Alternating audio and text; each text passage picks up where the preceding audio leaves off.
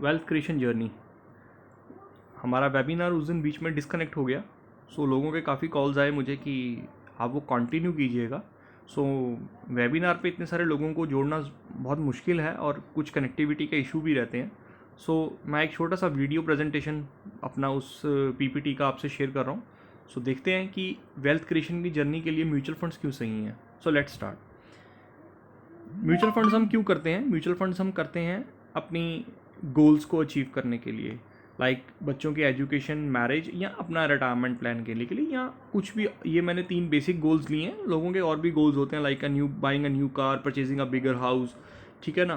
तो कई तरह के गोल्स होते हैं। सो हम ये म्यूचुअल फंड्स में इन्वेस्ट करते हैं। लेकिन हम ये जो 3 मेन गोल्स हैं हमारे, एजुकेशन, मैरिज या रिटायरमेंट, क्या हम इन गोल्स को अपने जो एग्जिस्टिंग तरह के हम इन्वेस्टमेंट कर रहे थे आज तक, उससे हम अचीव कर पाते हैं?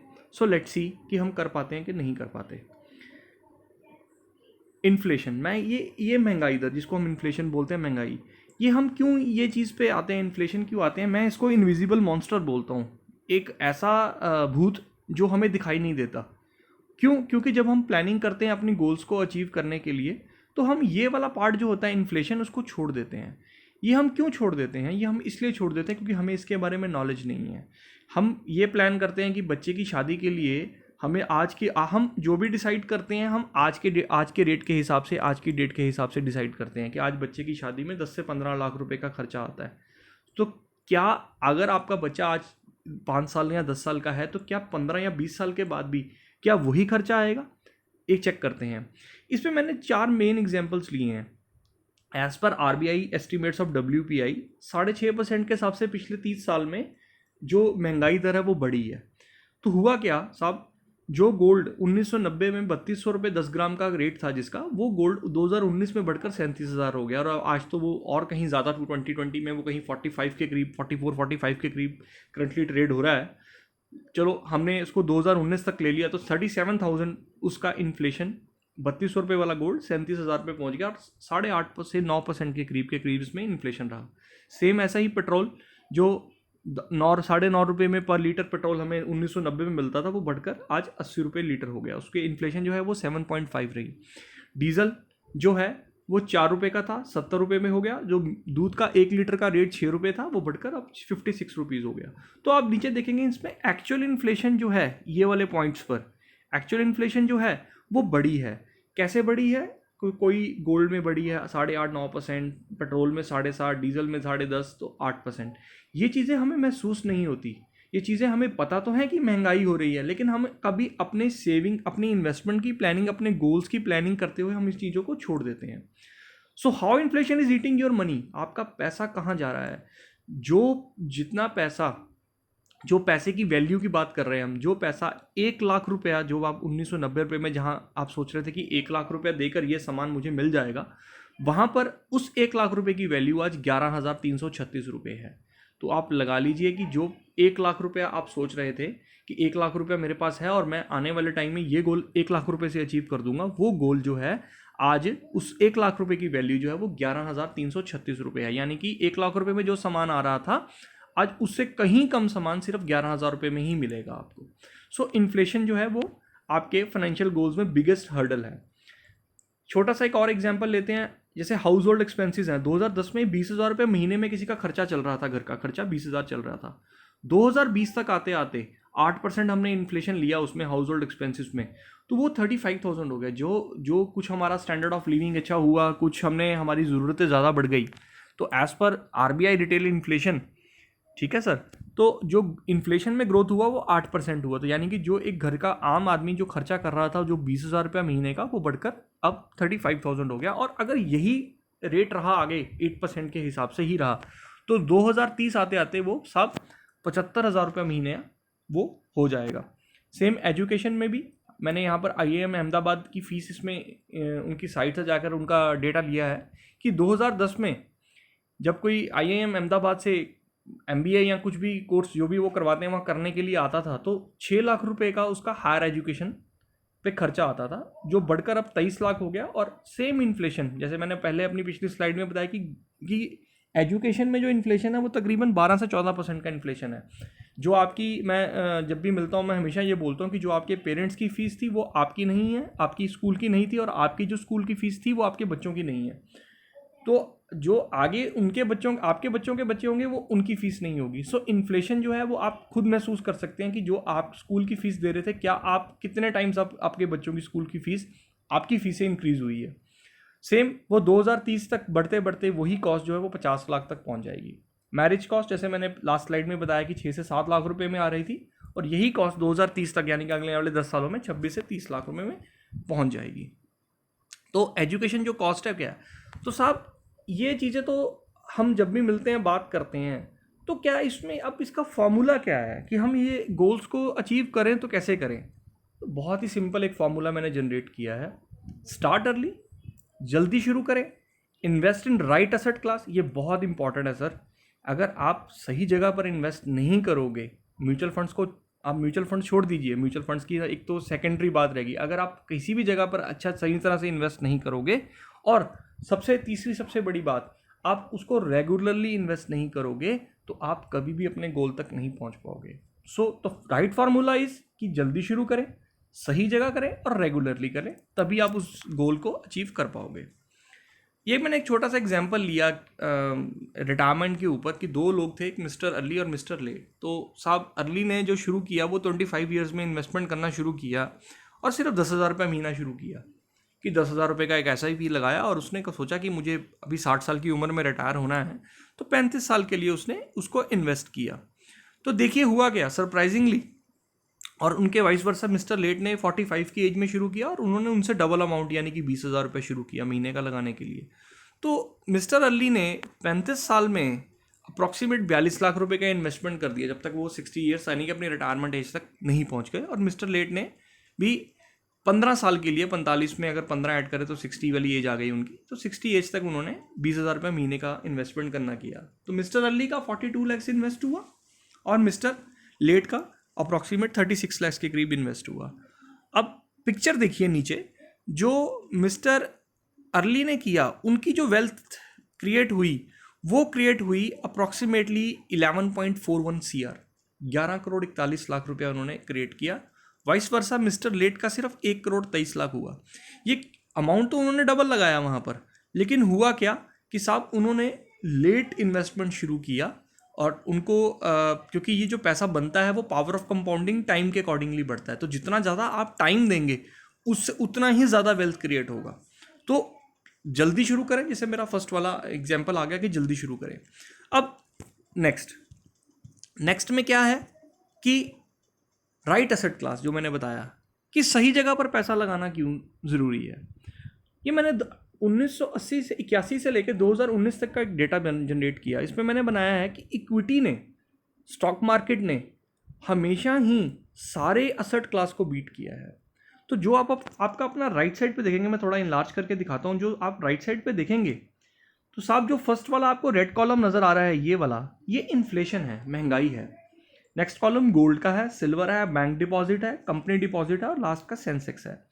तो किसी भी आदमी ने अगर 1,000 रुपया मात्र 1981 में इसमें इन्वेस्ट किया, तो वो 1,000 रुपया अगर तो हम इन्फ्लेशन लेते हैं, महंगाई लेते हैं, जो मैंने अभी लास्ट डिस्कस किया पिछली स्लाइड्स में, वो बढ़कर आपका 8675 रुपये का एवरेज हो गया।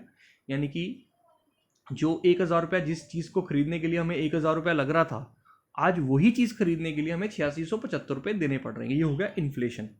और अगर इन्वेस्ट किया पैसा हमने, तो 1,000 रुपये जो इन्वेस्ट किया गोल्ड में, उसकी वैल्यू जो है वर्थ टुडे 2019 तक, मार्च 2019 तक, उसकी वैल्यू होगी 18,144 रुपये। सिल्वर हो गया 14,000 रुपये का। बैंक में डिपॉजिट कराया, FD रेट 8% मैंने कंसीडर किया, वो हो गया 21,000। कंपनी डिपॉजिट्स जो थोड़े रिस्की होते हैं उसमें हो गया 30,000। और सेंसेक्स में साहब ये पैसा हो गया 1,77,635 रुपये। ठीक है सर।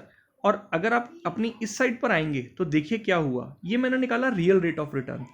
इन्फ्लेशन तो 6% के अकॉर्डिंगली ही बढ़ा, और जो गोल्ड है वो आपका बढ़ा 8%। ठीक है जी। और अगर मैं गोल्ड में से इन्फ्लेशन को माइनस कर दूं, गोल्ड का 8% में से इन्फ्लेशन 6% माइनस कर दूं, तो ये जो आपका नेट रिटर्न है, जो ब्लू बार्स आपको नजर आ रहे हैं, that is your real rate of return. Real return होता है जो एक्चुअल आपने इंटरेस्ट मिला उसका फॉर्मूला क्या है कि जो आपने ग्रॉस कमाया उसमें से अगर मैं महंगाई निकाल दूं, जो हमने लास्ट स्लाइड में डिस्कस किया, तो एक्चुअल रिटर्न आपने 2% ही कमाया। ऐसे ही सिल्वर में आपने 1.4% कमाया, बैंक डिपॉजिट में 2.5% कमाया, कंपनी डिपॉजिट में 3.4 कमाया और सेंसेक्स में भी 8.5% ही कमाया। तो ये क्या हो रहा है साहब, इन्फ्लेशन जो हम छोड़ देते हैं, हमें लगता है कि गोल्ड ने 18% का रिटर्न तो दे दिया हमें, या गोल्ड ने हमें एवरेज जो रिटर्न दे दिया कि 8% का, लेकिन वो तो सेम सेंसेक्स वाला ही रिटर्न दे दिया उन्होंने, या सेम बैंक वाला रिटर्न दे दिया गोल्ड ने। लेकिन आपने कभी इन्फ्लेशन को, जो मैंने इनविजिबल मॉन्स्टर की बात की, उसको आपने कंसिडर ही नहीं किया, और उससे कारण क्या हुआ, this is the real picture. ये है कि जो आपका एक्चुअल रिटर्न बना वो ये बना। तो इक्विटी जो है वो वेल्थ क्रिएटर क्यों है, तो देखते हैं। सेंसेक्स की रिटर्न्स अगर हम चेक करें तो 1979 में सेंसेक्स जो शुरू हुआ वो 100 पॉइंट से शुरू हुआ, और 100 पॉइंट पे ही जैसे कोई शुरू हुआ तो किसी ने 1 लाख रुपया उसके अंदर इन्वेस्ट कर दिया। तो 2019 आते आते सेंसेक्स जो है, नाउ सेंसेक्स, ये कोरोना एपिडेमिक होने से पहले ये सेंसेक्स जो था वो 42-43 के करीब टच कर आया। मैंने 40,000 जो 31 अक्टूबर तक की वैल्यू है वो उसमें कंसिडर कर लिया। तो जो सेंसेक्स जो है जो वो कर आया, वो जो 100 रुपया किसी ने इन्वेस्ट किया वो बन गया आपका 40,000। सेंसेक्स जो है वो 100 पॉइंट्स जो है वो बन गए आपके 40,000, और जो इन्वेस्टमेंट किया था आपने 1 लाख का वो बन गया तकरीबन 4 करोड़ का। तो लास्ट 40 ईयर्स का अगर मैं एवरेज रिटर्न लूँ, मैं फिर कह रहा हूँ मैं एवरेज रिटर्न ले रहा हूँ, एवरेज में कुछ साल ख़राब भी होते हैं, कुछ साल अच्छे होते हैं, तो एवरेज रिटर्न लूँ तो साहब वो निकल कर आता है 15.91, यानी कि किसी भी साल में अगर हम एवरेजिंग कर लें तो सेंसेक्स ने 16% से कम का रिटर्न जनरेट कभी नहीं किया।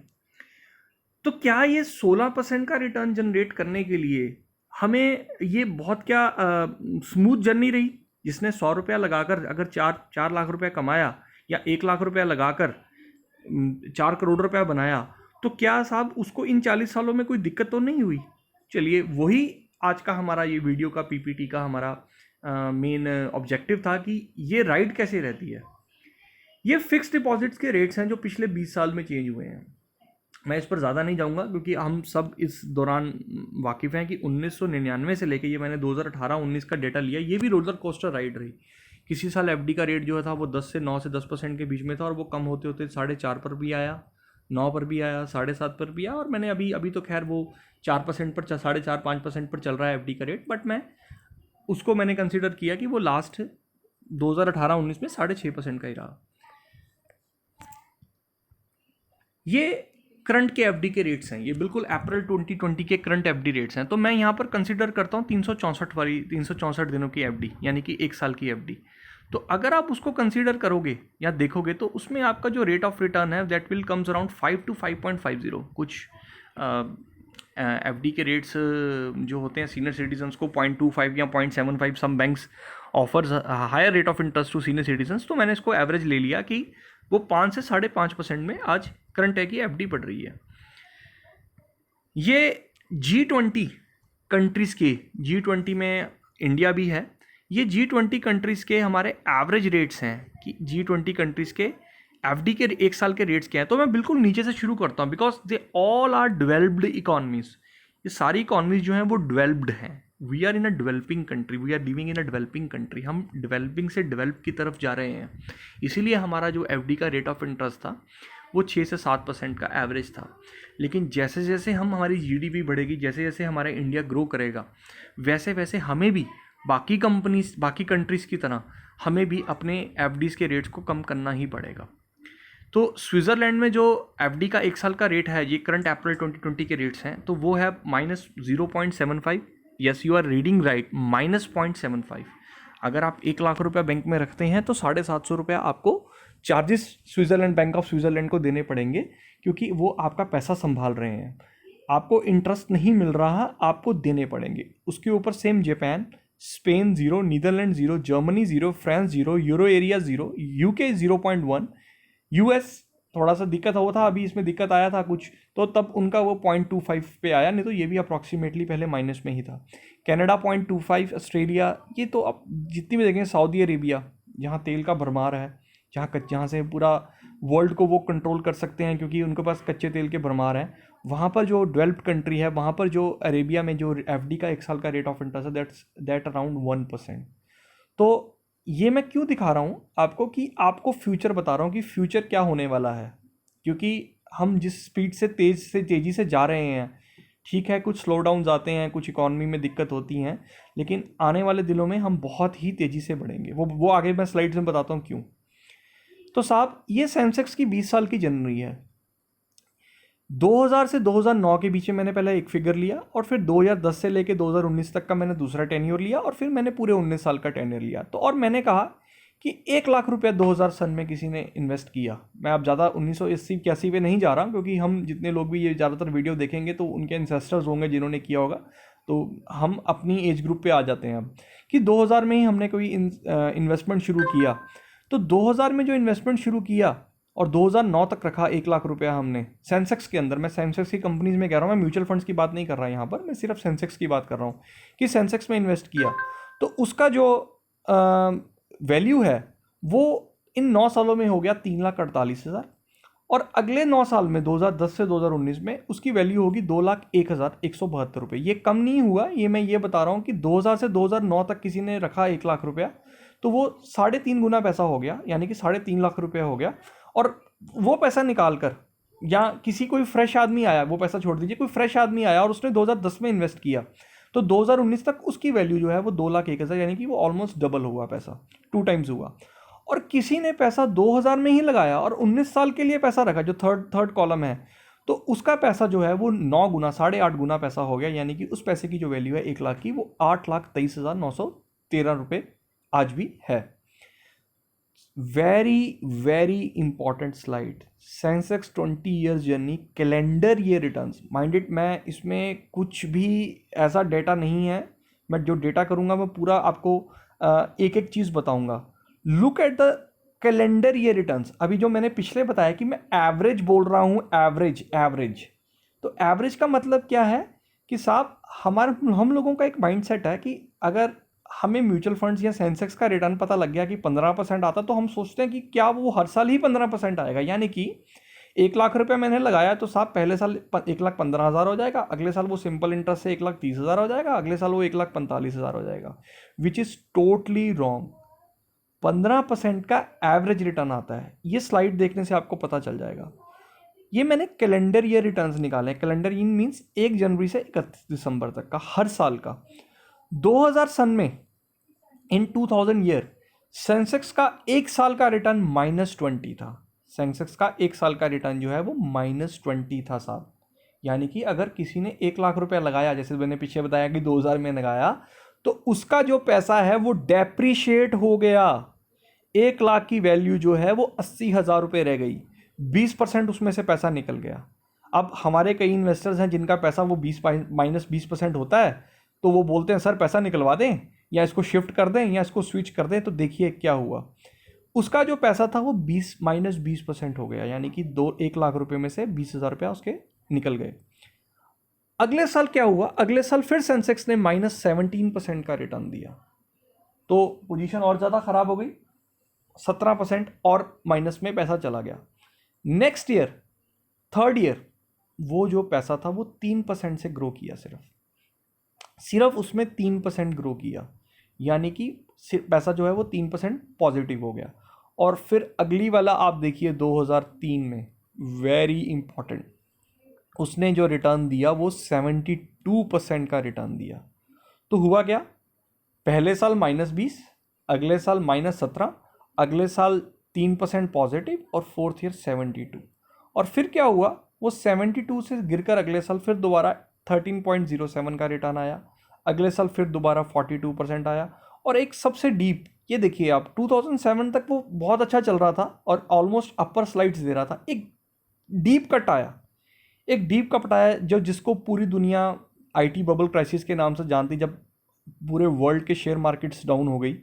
तो 2008 ही वो ऐसा साल था जो दुनिया अभी तक भूलती नहीं, या आज भी 2020 को 2008 से वो कंपैरिजन हो रहा है, जिसमें जो पैसा था, जो सेंसेक्स था, वो 21,000 से दोबारा 8,000 पर आ गया था। वेरी वेरी मतलब कि डेंजरस सिचुएशन बन गई थी कि 21,000 से पैसा जो है सेंसेक्स जो है वो 8,000 पर आ गया। तो उस साल वो -50%, -52%, यानी कि पैसा लोगों का आधा रह गया। ये मैं स्लाइड्स आपको ये मैं क्यों दिखा रहा हूँ कि जो पिछली स्लाइड हमने देखी, ये वाली जो पिछली स्लाइड हमने देखी है, सॉरी लेट मी, ये वाली, ये 2009 में जो लोगों ने पैसा लगाया साहब, तो ये जो 1 लाख रुपए इन्वेस्ट किया था, जिसका उन्होंने बताया कि 9 साल में 3.5 गुना पैसा हो गया, तो क्या उनके लिए स्मूथ राइड थी? नहीं, उनके लिए राइड ये वाली रोलर कोस्टर राइड थी कि ये वाला जो है पहले साल -20, -17, 3%, 72, 18 बढ़े, 5 साल बढ़े, और 2008 में ये -52 हो गया। अब क्या होता है साहब, डेटा ये बोलता है या मेरी पढ़ाई ये बोलती है कि जिस साल भी मार्केट गिरता है, जिस टाइम भी मार्केट गिरता है, उससे अगले साल वो सबसे ज़्यादा रिटर्न देता है। So let's see the return of 2009, वो साहब 81% से ज़्यादा का ग्रो किया, 80% से ज़्यादा ग्रो किया। तो जो भी दुख तकलीफ 2008 में लोगों ने उठाई और जो लोग रुके, उनका पैसा अगले 8 से 10 महीने या 12 महीने में ही पैसा जो है -52 गिरा था, तो 80% बढ़ा, तो उनका अपना पैसा तो पूरा हो ही गया, साथ में 30% का एवरेज रिटर्न और वो लेके गए। तो ये साहब, ये इसकी 2019 तक की जर्नी है। ये अगर ये आपको ये ज़्यादातर ईसीजी की लाइन की तरह नज़र आ रहा होगा, तो अगर ये इस तरह नहीं होगा तो रिटर्न्स भी नहीं निकाल सकते। तो सेंसेक्स की जो जर्नी है वो रोलर कोस्टर राइड ही रहती है। 8 times in 20 years, 8 गुना पैसा 20 साल में हो गया, जो मैंने अभी दिखाया आपको। तो वॉलेटिलिटी जो पार्ट एंड पार्सल है वो है ही है, ये इक्विटी में रहेगा हमेशा। अगर आप इस जगह पर इन्वेस्ट कर रहे हैं तो आपको दिमाग में एक चीज़ होनी चाहिए, जैसे अभी एड्स भी आ रही हैं, कि इसमें रिस्क है, लेकिन रिस्क कैसे है? हम रिस्क को ख़त्म नहीं कर सकते, हम रिस्क को मैनेज कर सकते हैं। और रिस्क को मैनेज करने के लिए ये है कि आपको you have to be patient, आपको पेशेंस रखनी पड़ेगी, आपको ये वाले जो डिप्स हैं वो देखने पड़ेंगे, उसके बाद ही वो रिटर्न निकल कर आता है। बट क्या हम लोग सेंसेक्स में इन्वेस्ट करते हैं? No, we are not invested in Sensex. Sensex का मतलब होता है जब हम शेयर्स खरीदते हैं। We are going to invest, या we are already investing in mutual funds. हम म्यूचुअल फंड्स में इन्वेस्ट करते हैं। म्यूचुअल फंड्स क्या होते हैं? म्यूचुअल फंड्स एक पैकेज होता है एक तरह का, जिसमें बहुत सारी कंपनीज के स्टॉक्स होते हैं। सेंसेक्स में आपको 30 कंपनी ही मिलेंगी, निफ्टी में आपको, निफ्टी 50 में आपको 50 कंपनी, टॉप की 50 कंपनी ही मिलेगी। बट म्यूचुअल फंड में आपको एक बुके मिलेगा 40 से 50 या 60 से 70 स्टॉक्स का, depend upon the category of the fund, जो आपके लिए अच्छे से अच्छे स्टॉक्स को उसमें से चुन कर लाता है। और उसमें अगर एक दो स्टॉक्स खराब भी हो गए तो ज़्यादा इम्पैक्ट नहीं आने देता, आपको ज़्यादा नुकसान नहीं होने देता। सो रिस्क को मैनेज करता है। रिस्क को मैंने बताया, रिस्क को हम अवॉइड नहीं कर सकते, रिस्क को मैनेज कर सकते हैं। सो म्यूचुअल फंड्स की जर्नी क्या रही वो देखते हैं।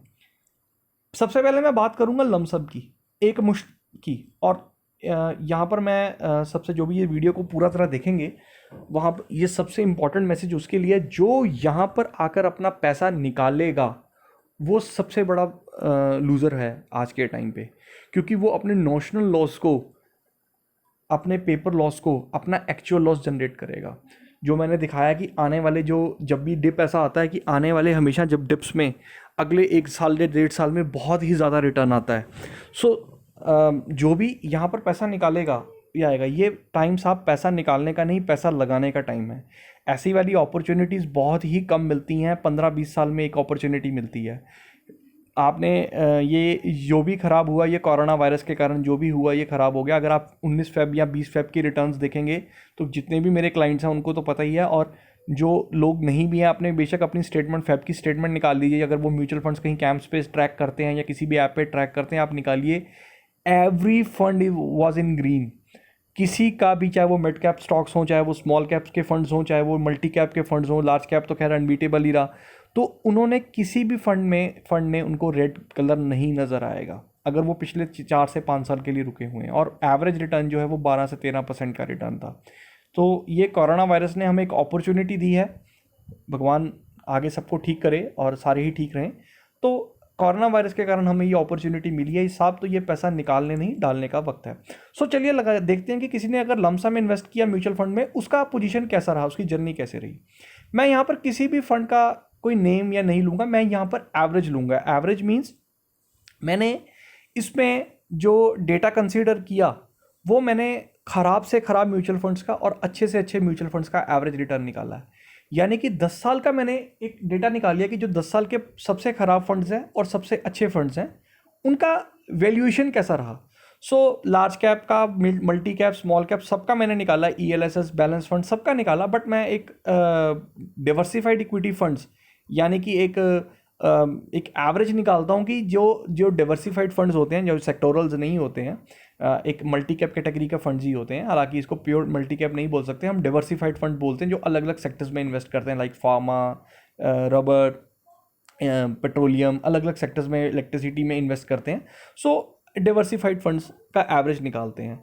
सो सबसे ज़्यादा जो सबसे ज़्यादा कह रहा हूँ, सबसे जो परफॉर्मेंस आया, तो आप देखेंगे कि मिड कैप स्मॉल कैप ने 1 लाख का वैल्यू जो है वो 10 साल में 3,40,000 रुपये भी बनाया। बट मैं उस पर नहीं जाता, मैं चाहता हूँ कि एक आम फंड ने, एक डिवर्सिफाइड फंड ने क्या दिया पैसा। अगर मैंने 1 लाख रुपया इन्वेस्ट किया आज से 10 साल पहले, ठीक है सब, तो 31 दिसंबर आते आते, जो भी दिसंबर पीछा गया है, वो आते आते उसका जो एवरेज रिटर्न है, जो एवरेज वैल्यू है, वो अप्रॉक्सीमेटली 2,93,000 रुपये के करीब है। यानी कि 11.4% का एवरेज रिटर्न है। और साहब 3 गुना पैसा उसने वो कर दिया। यानी कि 1 लाख के वैल्यू जो है वो अप्रॉक्सीमेट 3 लाख हो गई। सेम आगे 15 साल का अगर परफॉर्मेंस देखें तो साहब यही वाला पैसा जो है वो 7.3 टाइम्स हो गया। पैसे बहुत ज़्यादा भी हुए हैं, कई मिड कैप स्मॉल कैप्स ने 8.5%, 8.5 टाइम्स भी पैसा किया, 15% का रिटर्न भी निकाल के दिया है, जिसकी जो वैल्यू है वो 8,49,000 हो गई। लेकिन मैं उस पर नहीं जा रहा हूँ, मैं फिर कह रहा हूँ, मैं एक एवरेज कैटेगरी की एवरेज ले रहा हूँ, क्योंकि कम दिखाकर ज़्यादा मिलना आपके लिए अच्छा है, ज़्यादा दिखाकर कम मिले वो चीज़ नहीं ठीक होती। सो एवरेज जो है रिटर्न जो है वो 7,25,000, यानी कि 1 लाख की जो वैल्यू है वो 7,25,000 रुपये मिली। Average return is 14%। और अगर हम 20 साल की जर्नी देखें तो 20 साल की जर्नी में पैसा जो है सर वो 15 गुना हो गया। 20 साल में जो पैसा है म्यूचुअल फंड्स का, 20 साल में सेंसेक्स जो है वो 8 गुना कर रहा था। रिमेंबर, मैंने जो सबसे पहले स्लाइड दिखाया जब हमने सेंसेक्स के बारे में सुना कि 1 लाख रुपए लगाया था सेंसेक्स में, तो सेंसेक्स ने अगर आपने स्टॉक्स खरीदे होते तो सिर्फ 8 गुना पैसा किया। 1 लाख का 8 लाख वैल्यू की, 8,20,000, 8,30,000 वैल्यू की। साहब वहीं पर 20 साल में म्यूचुअल फंड्स ने उस पैसे को 15 गुना कर दिया, 15 लाख रुपया कर दिया 1 लाख रुपए की वैल्यू को। इसमें आप कोई फंड का 20 साल पुराने फंड का रिटर्न निकाल लीजिए, करंट रिटर्न निकाल लीजिए, आप गूगल कर सकते हैं, आप कहीं पर भी जा सकते हैं। मैं जो भी बात बोलूँगा बिल्कुल डेटा के साथ बोलूँगा, आप कहीं से भी सर्च कीजिए, अगर कहीं से भी इसकी रिटर्न इससे ज़्यादा आपको दिखेगी, इससे कम नहीं दिखेगी। तो 14.5% का रिटर्न के हिसाब से वो 15 गुना पैसा हो गया। अब आ जाते हैं जो सबसे इम्पॉर्टेंट है, SIP जो हम लोग कर रहे हैं, जो हम लोग करवा रहे हैं, उसने क्या दिया। 10,000 रुपये का एवरेज रिटर्न जो है, मैं फिर ऑल डिवर्सिफाइड इक्विटी फंड्स का रिटर्न लूंगा, तो 10 साल का छाप जो रिटर्न है वो 12.5% है, 15 साल का 12% है और 20 साल का 17.5% है। मिड कैप स्मॉल कैप्स ने या मल्टी कैप फंड्स ने 16 से 20% का रिटर्न भी दिया, जो ये वाली और ये वाले ने। बट मैं उस पर नहीं जा रहा, मैं सिंपल जा रहा हूँ कि डिवर्सिफाइड फंड्स ने सिर्फ 12% का रिटर्न दिया। और आप मान लीजिए कि आज के टाइम पर भी 12% का रिटर्न जो है वो कहीं नहीं मिल रहा। सो हुआ क्या साहब, फिर मैं अपनी डिवर्सिफाइड वाले में आता हूँ कि 10,000 रुपये का SIP किया आपने, 10 साल के बाद डिवर्सिफाइड की वैल्यू, जो 10 साल में आपने पैसा इन्वेस्ट किया, यानी कि 10,000 रुपये महीने के हिसाब से हो गया आपका 1,20,000, यानी कि आपका 12 लाख रुपये इन्वेस्ट हुआ 10 साल में। 12 लाख की वैल्यू जो है वो डिवर्सिफाइड फंड्स की वो हो गई 22,56,000, 15 साल में हो गया वो 48 लाख। और अगर हम 5 साल, सिर्फ 5 साल और रखा हमने पैसा, आप ये देखिए, ये बहुत ही इंपॉर्टेंट स्लाइड है कि पावर ऑफ कंपाउंडिंग क्या है, चक्रवर्ती की ताकत क्या है, कि सिर्फ 5 साल और रखने में, सिर्फ 5 साल और रखने में वही वैल्यू 48 लाख की जो वैल्यू है वो 1,72,88,000 रुपये हो गया। सो 3.5 गुना पैसा हो गया सिर्फ 5 साल के टाइम के लिए। सर मुझे नहीं पता कि इससे ज़्यादा रिटर्न कहाँ, किस इंस्ट्रूमेंट में आता है। लोगों की पॉलिसीज़ मैच्योर हो रही हैं 20-20 साल की, आप लोगों जिनकी अब मैच्योरिटी हो रही है, प्लीज़ आस्क, उनसे पूछिए कि पैसा कितना मिल रहा है। मैं डिस्क्लोज़ नहीं करूँगा यहाँ पर, मैं किसी कंपनी या किसी प्रोडक्ट या ब्रांड के बारे में नहीं बोलूँगा। आप उनसे पूछिए कि क्या मिला है 20 साल में। सिर्फ प्रॉब्लम यह है कि यहाँ पर सब कुछ ट्रांसपेरेंट है, आपको दिखता है, आपको नज़र आता है कि वैल्यू इतनी होगी, आपको प्लस माइनस नज़र आता है, आपको डिफ़ॉल्ट्स नज़र आते हैं, आपको NAVs अप एंड डाउन्स में नज़र आती हैं, आपको अपनी वैल्यूज़ नज़र प्लस माइनस में आती हैं, और बाकी जगह पर चाहे वो पोस्ट ऑफिस है, LIC है, PPF है, वहाँ पर आपको नज़र नहीं आता। इसलिए आप इम्पेशेंट या ऐसा डिसीज़न नहीं लेते वहाँ पर कि पैसे को निकाल लेते हैं। और सबसे बड़ी प्रॉब्लम क्या है कि म्यूचुअल फंड्स में लॉकिंग नहीं है, ELSS को छोड़कर, तो बहुत ही आसान है पैसा निकालना, एक सिंगल क्लिक में पैसा आ जाता है। यही एक वजह है जो आपका वेल्थ क्रिएट नहीं होने देता। जो लोग 48 लाख रुपया 15 साल में कमा रहे हैं और वहाँ पर भी उन्होंने लालच किया या सोचा कि अब ये और क्या बढ़ेगा और पैसा निकलवा लिया, वही 5 साल के बाद अगर कोई आदमी रुका तो वो 1,72,00,000 रुपये लेके जा रहा है। ये कोई हवा वाली बातें नहीं है, या कोई एक प्रोडक्ट को इस सेल करने के लिए, लाइक इंश्योरेंस प्रोडक्ट्स को, ट्रेडिशनल प्रोडक्ट्स को सेल करने के लिए एक बनाई हुई कहानी नहीं है किसी भी एजेंट की कि ये इस तरह ऐसे हो जाता है। ये एक्चुअल फिगर्स हैं, माइंड दिस। तो सब equity mutual funds no risk in long term, तो पैसा जो है वो लॉन्ग टर्म में कभी नुकसान नहीं है। ये मैंने प्रोबेबिलिटी ऑफ लॉस निकाला कि 5 साल से ज़्यादा अगर आप इन्वेस्टमेंट रखते हैं, क्योंकि जो भी मुझे जानते हैं मैं हमेशा बोलता हूँ कि सर 5 साल में कभी डेटा मैंने दिखाया नहीं है, तो आज मैं ये स्लाइड भी दिखा रहा हूँ कि ये मैंने रोलिंग रिटर्न्स निकाली हैं म्यूचुअल फंड्स की, कि 1994 में किसी ने पैसा लगाया और वो पैसा 1 साल के बाद लेके चला गया, यानी कि चाहे उसने 1 रुपया लगाया और वो पैसा 1 साल के बाद ही, यानी कि 31 मार्च 1994 को वो पैसा इन्वेस्ट कर रहा है, 31 मार्च 1994 को वो पैसा इन्वेस्ट कर रहा है और वो पैसा को वो 1 साल के बाद लेके जा रहा है। 31 मार्च 95 को वो पैसा निकाल, रोलिंग रिटर्न्स होती हैं जो हम हर 1 साल के में कैलकुलेट करते हैं, यानी कि 94 में पैसा लगाया, 95 में निकाला, 95 में लगाया, 96 में निकाला, 96 में लगाया, 97 में निकाला। ये this is so called rolling returns. तो हुआ क्या, अगर वो 1-1 साल के बाद पैसा निकाल रहा है अपना, तो 94 में पैसा लगाया तो 95 में उसको 28% का रिटर्न मिला, 95 में लगाया तो 96 में माइनस हो गया, 96 में लगाया तो 97 में फिर माइनस हो गया, 97 में लगाया तो 98 में 23% का रिटर्न मिल गया, 98 में लगाया तो 99 में निकाला तो 65% मिल गया।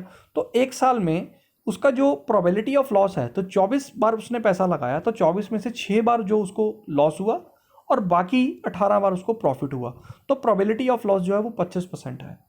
सेम उसने थोड़ी समझदारी की और उसने वो पैसे को बढ़ाकर, जो हम लोग नहीं करते हैं, बढ़ाकर 3 साल के लिए रखा, तो जो उसकी प्रोबेबिलिटी ऑफ लॉस है अब, तो उसकी जो एवरेजिंग हो गई, यानी कि 94 का पैसा जो लगाया हुआ है उसने, अब वो पैसा जो है, एक सेकेंड, जो वो पैसा 94 में लगाया वो लगाकर वो अब पैसा जो है वो 97 में निकाल रहा है, यानी कि 3 साल के बाद निकाल रहा है। तो आप देखिए 3 साल के बाद भी उसका रिटर्न जो है वो नेगेटिव है, 11% पैसा कम हो गया।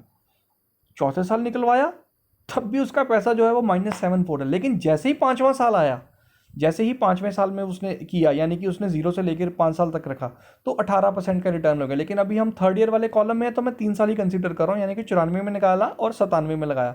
ऐसे करते करते 22 बार ऑब्जर्वेशन, 22 साल हुए उसके, जिस 22 बार उसने पैसे को निकलवाया या रखा 3 साल के गैप के अंदर, तो उसमें से उसको 4 बार उसका लॉस हुआ। और जैसे ही वो 5 साल में आया साहब, दिस इज द कॉलम, जैसे ही वो 5 साल वाले उस पर आया, ये वाले कॉलम में आया, तो एक भी बार आप देखेंगे इसमें रेड बार्स नहीं है, इस कॉलम में एक बार भी रेड बार्स नहीं है, यानी कि जो प्रोबेबिलिटी ऑफ लॉस है वो 0 है। 20 बार ऑब्जर्वेशंस में है, और उसके बाद कभी भी अगर आप और लॉन्ग टर्म में जाते हैं तो look at the returns, 7 year, 12 year, 15 years, 10 years का रिटर्न्स देखिए, कभी भी सारे ग्रीन्स में दिखेंगे, कभी भी उसकी इन्वेस्टमेंट को, लॉस को बियर नहीं करना पड़ा। तो सर जो हम ये लोग बोलते हैं ना कि 5 साल से ज़्यादा के लिए आइए अगर इक्विटीज़ में आते हैं, तो please please please mind it, आप 5 साल से ज़्यादा के लिए आइए, मत कीजिए ऐसी गलती। अगर 5 साल से कम का सिनेरियो है, मत म्यूचुअल फंड्स में आइए, कहीं और पैसा इन्वेस्ट कर दीजिए, बैंक्स में रख लीजिए, पोस्ट ऑफिस में रख लीजिए। लेकिन यहाँ पर अगर आए हैं तो कम से कम 60 महीने दीजिए, 60 महीने क्या, मैं तो कहता हूँ 84 महीने दीजिए, आपको आपके रिटर्न्स आपकी पेपर पर नज़र आएंगे, बट आपको पेशेंस जो है वो रखनी पड़ेगी। कुछ मैंने अब एट द एंड कुछ स्लाइड वो निकाल लिए फंड्स, जो लोग कहीं होंगे डिमांड थी कि सर आप बोलते हैं कि 20 साल में ये फंड ने इतना बनाया, तो आप स्क्रीनशॉट ले सकते हैं इसका, देखिएगा। ये फंड्स हैं, HDFC टैक्स सेवर फंड है, इसने जो पैसा इन्वेस्ट किया इसमें 1,38,00,000 की इसकी करंट वैल्यू है। फ्रैंकलिन इंडिया प्राइमा फंड है, इसका 1 करोड़ रुपए का वैल्यू। रिलायंस ग्रोथ फंड में 91 लाख रुपया हो गया। सो ये कुछ रिटर्न्स हैं। ये देखिए आपने 120 साल में 138 गुना पैसा किया, इसने 101 किया, तो मैंने कम से कम 29 गुना से लेके और 138 गुना तक के कुछ फंड्स हैं, आप चाहे तो उसको नेट पर चेक कर सकते हैं। सेम 20 साल में SIP ने क्या दिया, ये कुछ फंड्स के नेम्स मैंने निकाले हैं, ये आपको बताएंगे कि किस तरह डेटा दिया। HSBC लार्ज कैप फंड, ये मैं हर जगह पर आजकल एग्जांपल दे रहा हूँ इस फंड का, कि ये लास्ट टाइम वाली वीडियो पे भी ये था कि इसने जो पैसा इन्वेस्ट किया लोगों ने, तो 10,000 रुपये महीने का SIP किया, 207 महीने के लिए किया, तो 20,70,000 रुपये इन्वेस्ट हुआ और उसकी 20,70,000 की वैल्यू जो है वो 70,69,000 रुपये है। 12% का एवरेज रिटर्न दिया, बिकॉज ये कैटेगरी लार्ज कैप की कैटेगरी है, सो 12% वॉज द हैंडसम रिटर्न। और at the last not the least, staying at home, safe रहिए। और आपको पता ही होगा, जो लोग तो हमारे साथ जुड़े हुए हैं, हम ऑनलाइन प्लेटफॉर्म पे ही काम करते हैं, मैक्सिमम 80 to 85% हमारा ऑनलाइन प्लेटफॉर्म पे काम है। तो अगर आपने ई वेल्थ नहीं लिया, सो आप घर बैठे बैठे बिना किसी पेपर सिग्नेचर के आप म्यूचुअल फंड्स में इन्वेस्ट कर सकते हैं। अपने लिए आइडियल अपॉर्चुनिटी है, आप ई वेल्थ हमारे से लीजिए, अपना इन्वेस्टमेंट शुरू कीजिए, आपके घर से बैठे ही आपका इन्वेस्टमेंट हो जाएगा। आप शुरू कर सकते हैं, आप खुद भी हमारे से लिंक लेके अपना अकाउंट ओपन कर सकते हैं, या हमें बोलिए, हम आपकी पूरी हेल्प करेंगे आपके अकाउंट ओपन करने के लिए जीरो ब्रोकरेज। आप शुरू कीजिए इन्वेस्टमेंट करना। और इस जर्नी में जो लोगों ने जर्नी ये महसूस की है, जिन लोगों ने पैसा बनाया है, अप एंड डाउन्स हमेशा आए हैं, जिन लोगों ने भी पैसा बनाया है, आप उनसे पूछिए कि वो पैसा कैसे बनता है। क्या 1990 से लेके और 2000 सन से लेके आज तक उनको, जो हम करंट सिचुएशन में हैं कोरोना की, क्या कभी मार्केट डाउन नहीं हुआ? बहुत बार डाउन हुआ है साहब, बहुत ही बार लोगों ने माइनस पे रिटर्न देखा है। लेकिन रिटर्न किसका बना है? एट द एंड रिटर्न उसी का बना है जो यहाँ पर इन्वेस्टमेंट में रहा है। पैनिक मत हो जाइए, कुछ न्यूज़ पे मत कीजिए कि जी इकोनॉमी स्लो हो जाएगी, आगे में क्या, 2008 में लोगों ने ये बोला था कि अब सेंसेक्स जो है वो कभी भी यहाँ पर 5-6 हज़ार रुपये, 6 हज़ार रुपये ही रहेगा, आगे कभी नहीं बढ़ेगा। और सेंसेक्स आप सबको पता है कि लाइव एग्जांपल है, जो लोग जिंदा हैं, जो देख रहे हैं, वो 42,000 पे टच होकर आया है, 42,000, सॉरी 45 नहीं, 42,000 पे टच होकर आया है। तो वहाँ से वो 4 गुना भी, 4-5 गुना बढ़ा है। सिर्फ क्या है कि जो लोग आपको बोलते हैं वही लोग आपको बोलते हैं कि पैसा निकाल लीजिए, और वो अपना पैसा वहीं डालते हैं। मेरे पास बहुत सारे ऐसे एग्जांपल्स हैं, जो लोग खुद अपना पैसा म्यूचुअल फंड्स में इन्वेस्ट करते हैं और लोगों को कुछ और प्रोडक्ट सेल करते हैं।